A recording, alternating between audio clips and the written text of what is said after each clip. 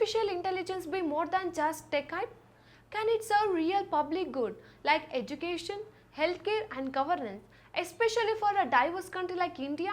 As India prepares to host AI Impact Summit next year, it's not just a platform, it's a powerful opportunity to reshape the global conversation on AI.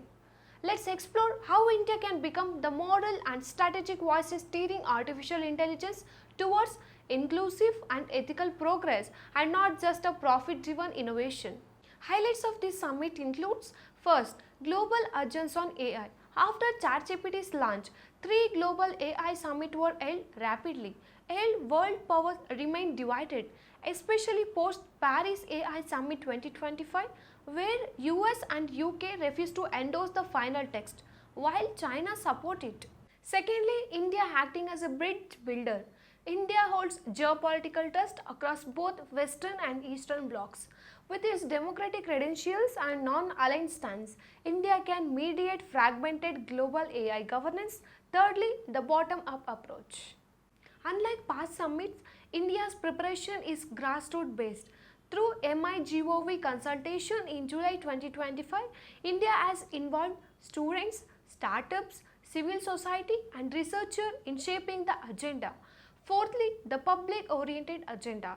India plans to focus on inclusive growth, sustainable development, environmental protection and empower of the global south.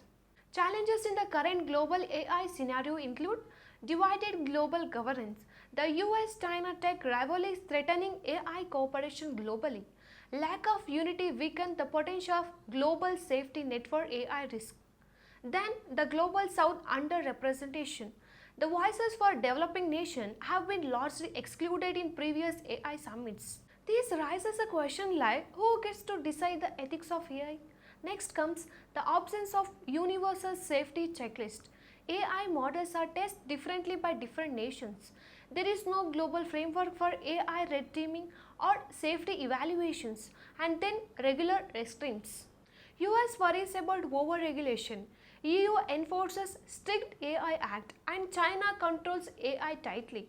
But where is the mid path?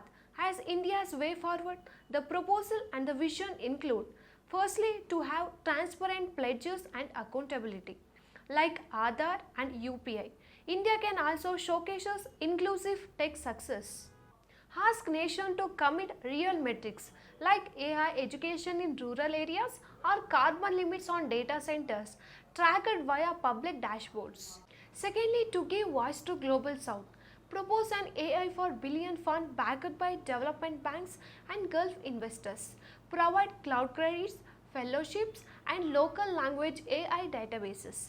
Launch a multilingual AI challenge for 50 low resource languages. Thirdly, to have global AI safety collaborations.